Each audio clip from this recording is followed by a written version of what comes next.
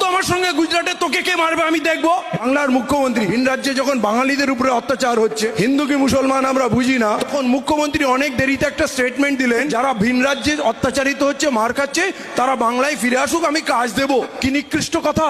আমি দিল্লিতে থাকতে পারবো না, আমি গুজরাটে থাকতে পারবো না, আমি কাশ্মীরে কর্ণাটকে তামিলনাড়ু উড়িষ্যায় থাকতে পারবো না।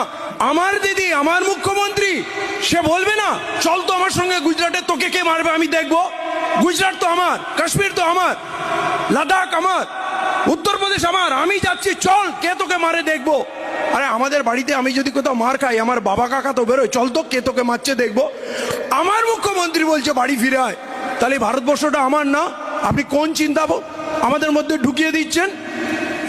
রাজ্যের অবস্থা খুবই খারাপ। কিন্তু আমি আপনাকে একটা বলতে চাই, আমরা সবাই বিপন্ন।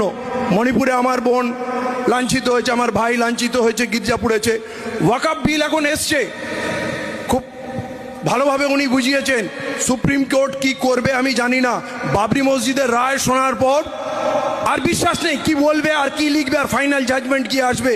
কিন্তু আজকের দিনে যারা এই বিলের বিরুদ্ধে ভোট দিয়েছিল, সেই গণতান্ত্রিক শক্তিগুলিকে আজকে রেজুলেশন নিয়ে সর্বদলীয় বৈঠক করে এটা ঘোষণা করে দিতে হবে, যেই দিন আমরা ক্ষমতায় আসব আবার পুরনো অবস্থায় ওয়াকফ অ্যাক্ট ফিরে যাবে।